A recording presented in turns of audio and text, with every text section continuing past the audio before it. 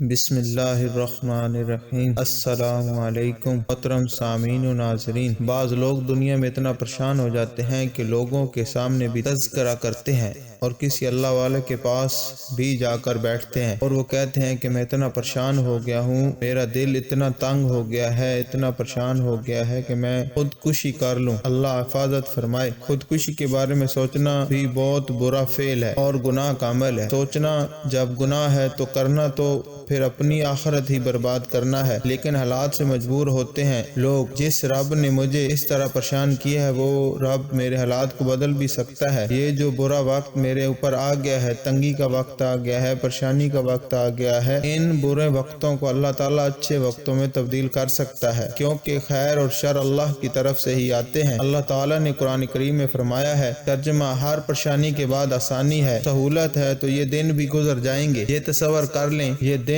ہمیشہ نہیں رہیں گے، پوری زندگی اللہ تعالیٰ کسی کو پریشان نہیں کرتا۔ ہاں، کوئی ایسا بندہ ہو جو انتہائی نافرمان ہو اور بڑی شدت سے نافرمانی کر رہا ہو، نماز کے قریب نہ جاتا ہو، کسی نیکی کا کام کے قریب نہ جائے اور دل میں بھی کوئی احساس نہ ہو کہ میں غلط کر رہا ہوں، اس کو سزا کے طور پر اگر اللہ دنیا میں بھی سزا دے، آخرت میں بھی دے، تو اس کو کون پوچھنے والا ہے؟ ایک بندہ اللہ سے ڈرتا رہے، توبہ کرتا رہے، تو وہ یقین کر لے کہ اس سے یہ پریشانی ہمیشہ نہیں رہتی، اس کے حالات بدل جاتے ہیں۔ اب ایسا بندہ دعائیں تو کرتا ہے، اللہ والوں سے بھی دعائیں کرواتا ہے، اس کے لیے علماء کرام نے آسان سا مختصر سا عمل لکھ دیا ہے کہ باقی اعمال کو کرتے ہوئے جو فرائض اعمال کو نہ چھوڑے، فرائض کو پورا کرنے کے ساتھ ساتھ آسان سا عمل، آسان سا وظیفہ صبح شام 2 ٹائم کر لیا کرے۔ حامیم لا ینصرون، اس کو 100 مرتبہ صبح پڑھ لے اور 100 مرتبہ رات کو پڑھ لے۔ کوشش کر کے صبح کا فجر کی نماز کے بعد ہو جائے اور رات والا عشاء کے بعد ہو جائے۔ پڑھنا کیا ہے؟ حامیم لا ینصرون، اول آخر 11 مرتبہ درود پاک پڑھیں۔ یہ پڑھ کے اللہ سے دعا کریں، معنی اس کا یہ ہے کہ تیرے سوا کوئی مدد کرنے والا نہیں ہے، اے اللہ میں تجھ سے مدد چاہتا ہوں،